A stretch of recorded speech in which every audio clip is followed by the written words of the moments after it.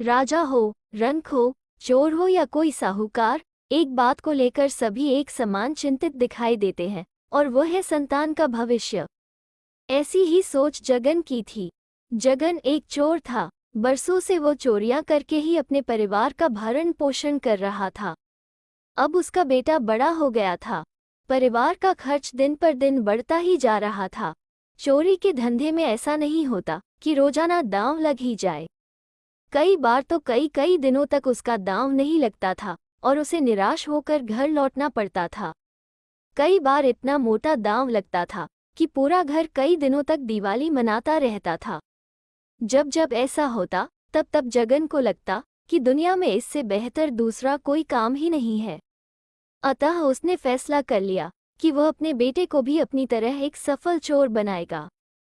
इसी सोच के चलते एक दिन वो अपने बेटे को अपने साथ लेकर चल दिया।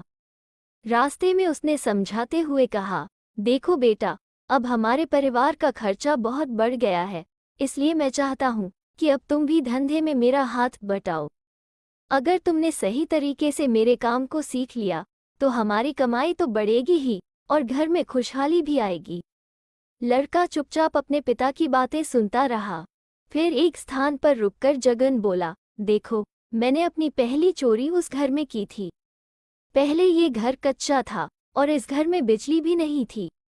उन दिनों इस घर में दिया जलता था। मैंने पीछे की दीवार में सेंध लगाकर चोरी की थी। और वो घर देखो, जहां आज एक कार खड़ी है, वहां पहले एक साइकिल होती थी। मकान भी कच्चा था। मैंने इस घर में भी चोरी की थी। बेटा, अब तुमको मेरे काम में हाथ बटाना है। इसके अलावा और भी बहुत सी कॉलोनियां हैं जो आज संपन्न लोगों की बस्तियां हैं। जब ये कॉलोनियां बस रही थी तब मैंने अधिकांश घरों में चोरियां की थी। समय के साथ साथ ये लोग संपन्न हो गए हैं। ये हमारे लिए खुशी की बात है। संपन्न घरों से अच्छा माल मिलता है।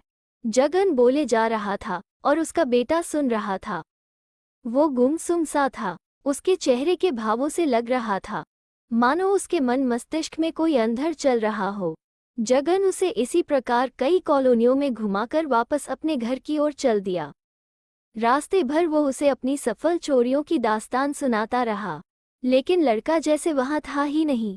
वो तो किसी अन्य विचारों में उलझा था। घर आकर जगन ने बेटे से कहा, बेटा, अब तुम आराम करो। कल हम काम पर चलेंगे और ईश्वर ने चाहा तो हमारा दांव भी अच्छा लगेगा। अपनी बात कहकर जब जगन जाने लगा तो लड़के ने उसे रोककर कहा, बापू।